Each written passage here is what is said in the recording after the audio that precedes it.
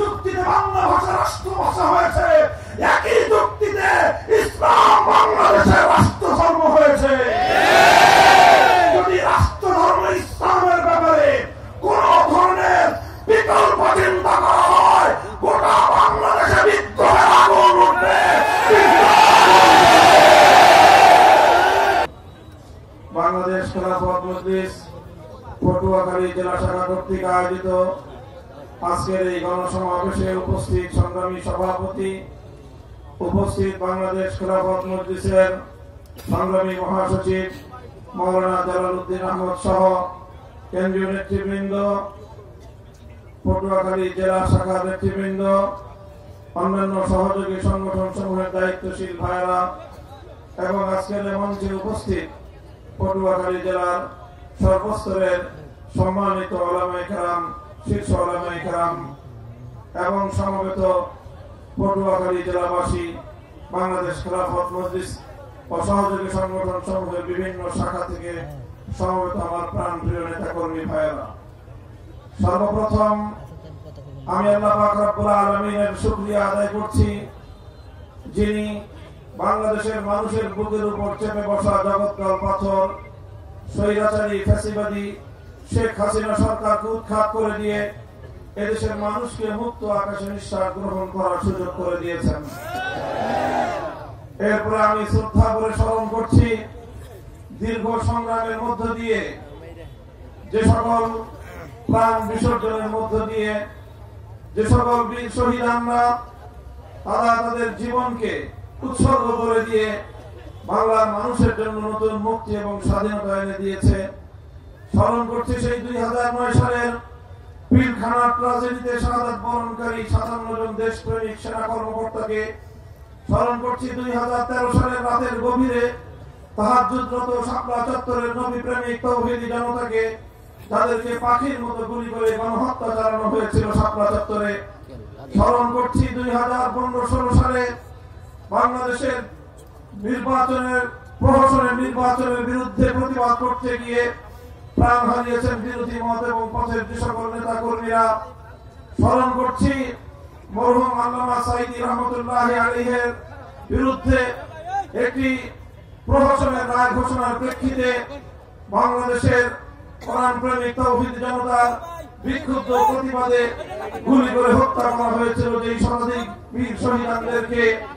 স্মরণ করছি 2021 সালে মোদী বিরোধী আন্দোলনে শাহাদাত বরণকারী হেফাজতে ইসলামের 26 জন নেতা কর্মীকে। স্মরণ করছি সর্বশেষ জুলাই আগস্ট 2024-এর বিপ্লবে শাহাদাত বরণকারী 2 সহস্রাধিক বাংলার দামাল সন্তানদেরকে, যাদের ত্যাগ, কোরবানি এবং শাহাদাতের রক্তের বিনিময়ে বাংলাদেশ ফ্যাসিবাদ মুক্ত হয়েছে এবং বাংলাদেশ নতুনভাবে তার স্বাধীনতা ফিরে পেয়েছে এবং বাংলাদেশে ইসলামী বিপ্লবের পরিবেশ তৈরি হয়েছে। সংগ্রামী সাথী ও বন্ধুগণ, আমরা দ্ব্যর্থহীন ভাষায় বলতে চাই, বাংলাদেশের মানুষ ঐতিহাসিকভাবেই এদেশের মাটিকে মুক্ত করার জন্য, আধিপত্যবাদী শক্তির হাত থেকে দেশের জনগণকে মুক্ত করার জন্য, সাম্রাজ্যবাদী শক্তিকে দমন করার জন্য অনেক সংগ্রাম করেছে, অনেক লড়াই করেছে, এদেশের মানুষ অনেক রক্ত দিয়েছে। কিন্তু একটি দুর্ভাগ্যজনক বিষয় হলো বারবার বাংলার মানুষ প্রতারিত হয়েছে। 1947 সালে দেশ বিভাগের মাধ্যমে মুসলমানদের জন্য যে ভূখণ্ড অর্জিত হয়েছিল, সেই ভূখণ্ডে আল্লাহর কোরআনের শাসন কায়েম করবার প্রতিশ্রুতি দিয়েও 24 বছর পর্যন্ত জাতির সঙ্গে বিশ্বাসঘাতকতা, গাদ্দারি করেছিল পশ্চিম পাকিস্তানের স্বৈর শাসকেরা। 1971 সালে জালিমের বিরুদ্ধে মুসলিমের লড়াইয়ের কথা বলে বাংলার জনতা যখন 9 মাসের মুক্তির সংগ্রাম করলো, সেই মুক্তিযুদ্ধে বিজয় অর্জন করবার পর যেখানে 1971-এর 25শে মার্চ থেকে 16ই ডিসেম্বর পর্যন্ত মুক্তিযুদ্ধ হলো, সংগ্রাম হলো, কখনো কোনদিন কোন নেতা, কোন নেতৃবৃন্দ ধর্মনিরপেক্ষতার কথা বলেনি। সেখানে 71-এ মুক্তিযুদ্ধে বিজয় অর্জন করার কিছুদিন পর বাংলাদেশের স্বাধীনতার মুক্তিযুদ্ধে নেতৃত্ব দানকারী আওয়ামী লীগ নেতা শেখ মুজিবুর রহমান সাহেব প্রথমে মুক্তি পাওয়ার পর বাংলাদেশে না এসে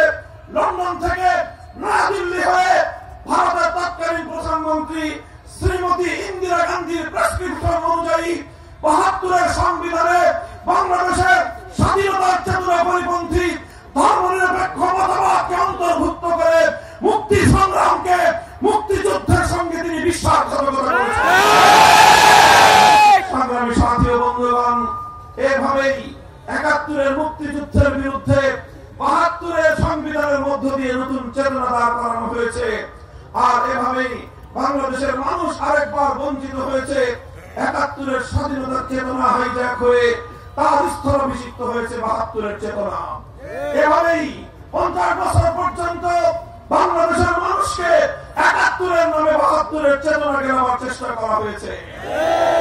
দেশের মানুষ সেই নকল এবং ভেজাল আওয়ামী দুঃশাসনের চেতনাকে, বাকশালী চেতনাকে প্রতিহত করার চেষ্টা করেছে। তখন দেশের মানুষের বিরুদ্ধে স্বৈরাচারী ফ্যাসিবাদী সরকার নানা ধরনের জঙ্গিবাদী, রাজাকার ইত্যাদি ট্যাগ দিয়ে তাদের এই আন্দোলনকে, তাদের দেশপ্রেমী এই সংগ্রামকে দমন করবার চেষ্টা করেছে। এরপর ১৫ বছর পর্যন্ত তারা বাংলাদেশটাকে, বাংলাদেশের মানুষকে সব ধরনের অধিকার থেকে বঞ্চিত করেছে, ভোটের অধিকার থেকে বঞ্চিত করেছে, অর্থনীতির অধিকার থেকে বঞ্চিত করেছে, নিরাপত্তার অধিকার থেকে বঞ্চিত করে গুম, খুন আর হত্যাকাণ্ডের দেশে পরিণত করেছে বাংলাদেশকে। সংগ্রামী সাথী ও বন্ধুগণ, এভাবে গোটা বাংলাদেশকে মৃত্যুপুরীতে পরিণত করে, মূলত বাংলাদেশকে অস্থিতিশীল করে, বাংলাদেশের উন্নয়নের ধারাকে চিরতরে বন্ধ করে দিয়ে এদেশটাকে একটি অন্য দেশের, ভিন দেশের করপ রাজ্যে পরিণত করবার চেষ্টা করেছে।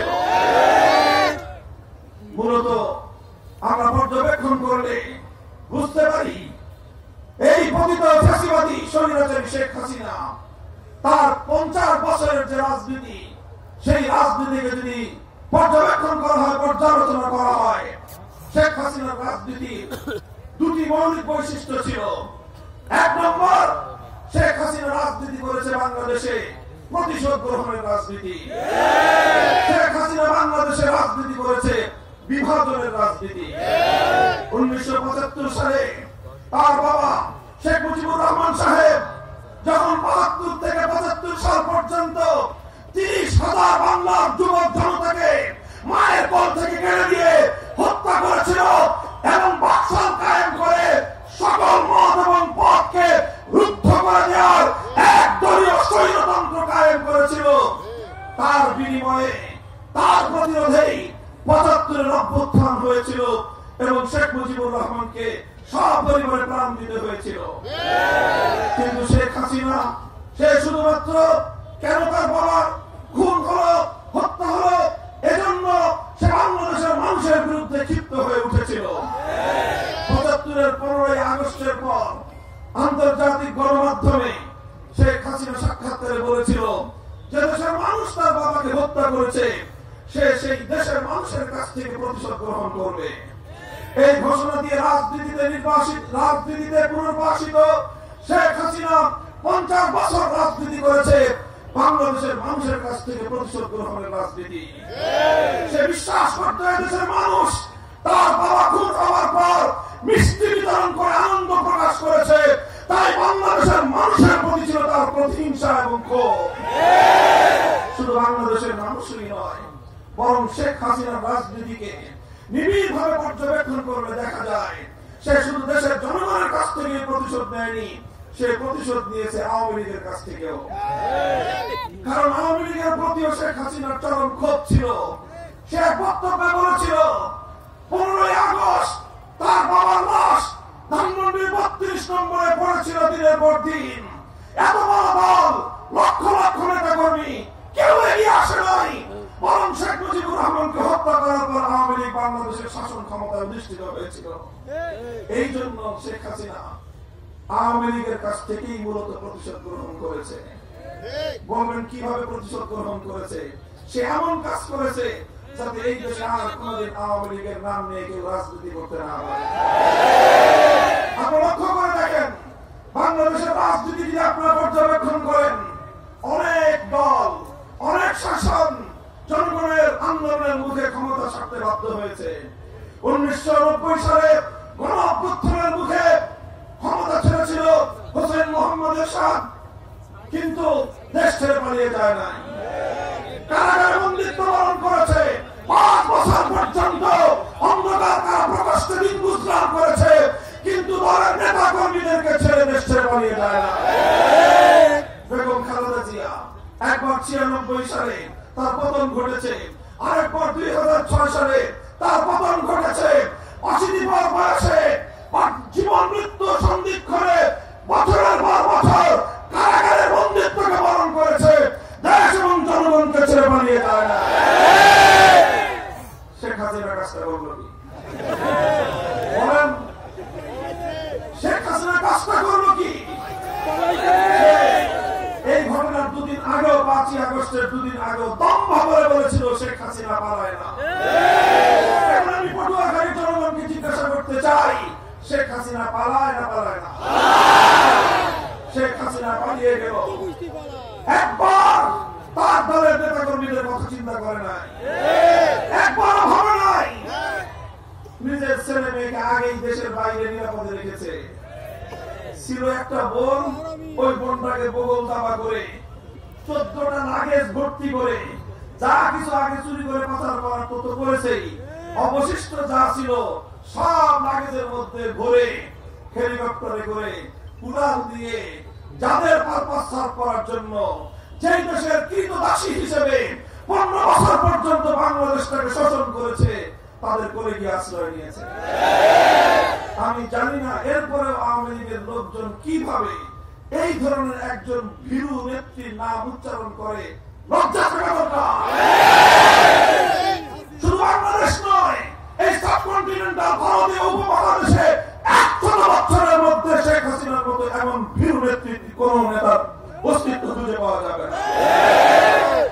সে শুধু এটাই আওয়ামী লীগের কাছ থেকে শুধু প্রতিশোধ নেয় নাই, দেশের জনগণের কাছ থেকে প্রতিশোধ নিয়েছে। আর আওয়ামী লীগের 12টা বাঁচিয়ে গেছে, এমন কাণ্ড ঘটিয়েছে এই দেশে আর কোনদিন কেউ আওয়ামী লীগের নাম নিয়ে মাথা উঁচু করে রাজনীতি করতে পারে না। লজ্জা হওয়া দরকার। তোমার নেত্রী যদি জনগণকে ভালোবাসতো, দলকে ভালোবাসতো, দলের নেতা কর্মীদেরকে যদি ভালোবাসতো, হুসাইন মোহাম্মদ এরশাদ, বেগম খালেদা জিয়ার মতো অন্তত কারাবরণ করতো, দেশ ছেড়ে পালিয়ে যেত না।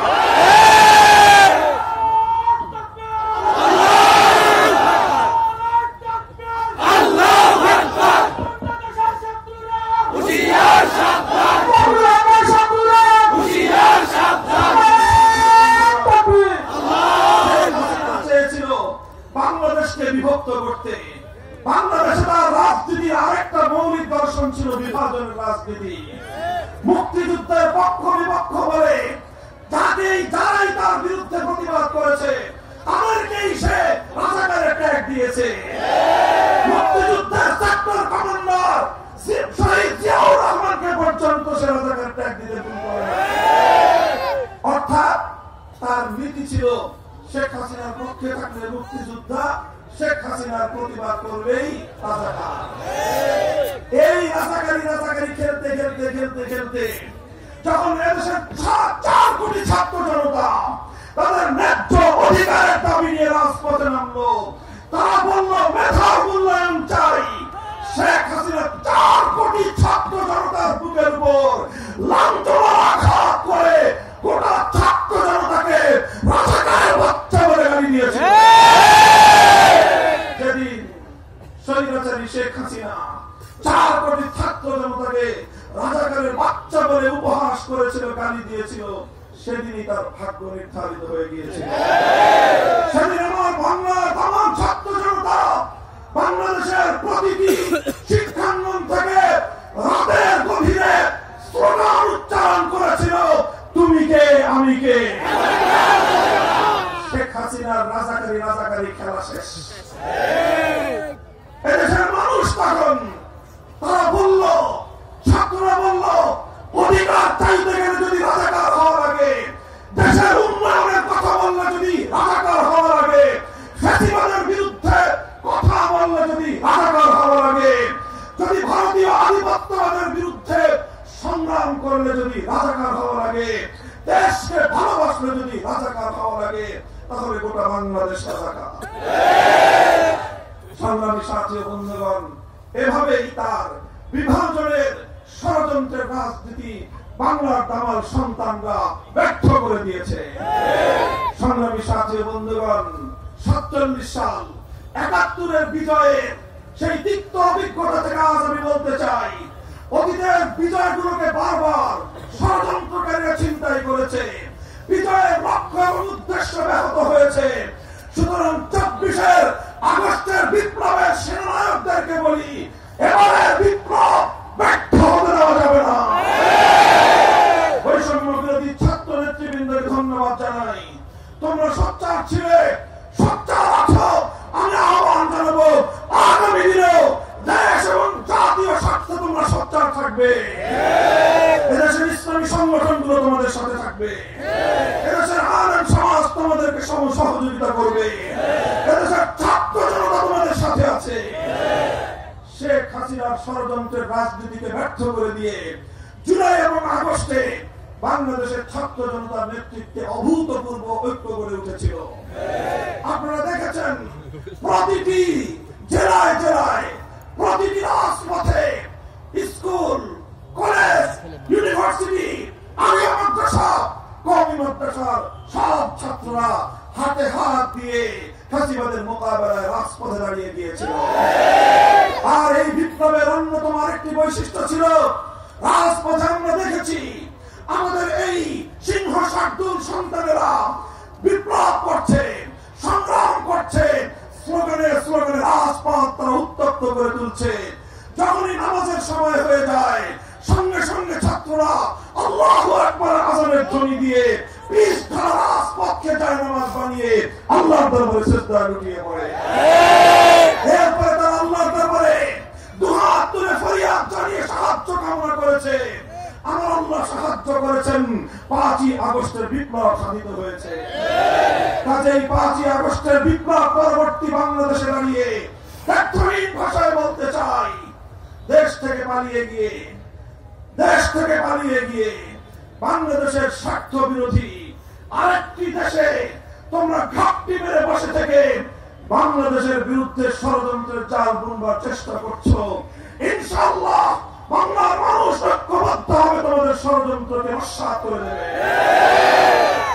আমি আমাদের পার্শ্ববর্তী, আমাদের প্রতিবেশী দেশ ভারতের বাংলাদেশ নীতির চরম সমালোচনা করছি, নিন্দা জানাচ্ছি।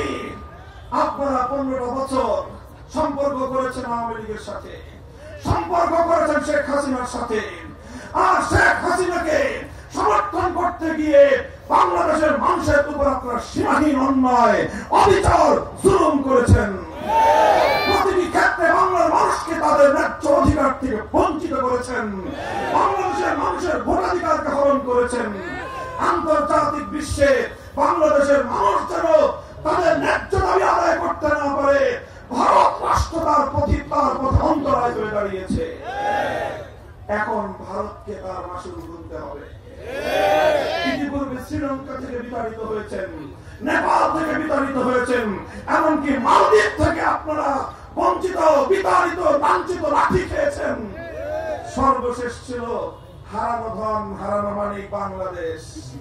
বাংলাদেশে আপনার কৃতদাসী শেখ হাসিনাকে দিয়ে মনে করেছিলেন অনন্তকালের জন্য বাংলাদেশকে লুটে পুটে খাবেন। এই কৃতদাসীকে বাংলার মানুষ তার মনিবের ঘরে পাঠিয়ে দিয়েছে। আগামী দিনে আপনারা বাংলাদেশ নীতি পরিবর্তন করুন, আমার দেশের সঙ্গে সম্মানজনক আচরণ করবেন, আমাদের সঙ্গে সৌজন্যতা রক্ষা করে আপনাদের পররাষ্ট্রনীতিকে নির্ধারণ করবেন। আর যদি আমাদের বাংলাদেশের উপর আবার আধিপত্য চালাবার চেষ্টা করেন, 18 কোটি জনতা একসঙ্গে আপনাদের বিরুদ্ধে রুখে দাঁড়াবে।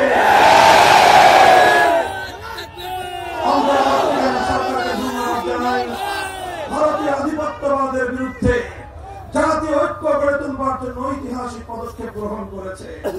সকল ধর্মমত, হিন্দু, বৌদ্ধ, খ্রিস্টান, মুসলমান, সব ধর্মের ধর্মীয় গুরুদেরকে নিয়ে ঐক্য গড়ে তুলেছেন। সকল রাজনৈতিক দলগুলোকে ডেকে ঐক্যবদ্ধ করেছেন। বাংলাদেশের প্রশ্নে আমরা দেখিয়ে দিয়েছি আমাদের মধ্যে রাজনৈতিক বিরোধ থাকতে পারে, দেশপ্রেমের প্রশ্নে আমরা অভিন্ন এবং ঐক্যবদ্ধ। তবে সেই সঙ্গে আমরা আরেকটা কথা বলতে চাই, ভারতীয় আধিপত্যবাদকে বাংলাদেশে শুধুমাত্র একটি আন্দোলনের মাধ্যমে রুখে দেওয়া সম্ভব নয়, বরং ভারতীয় আধিপত্য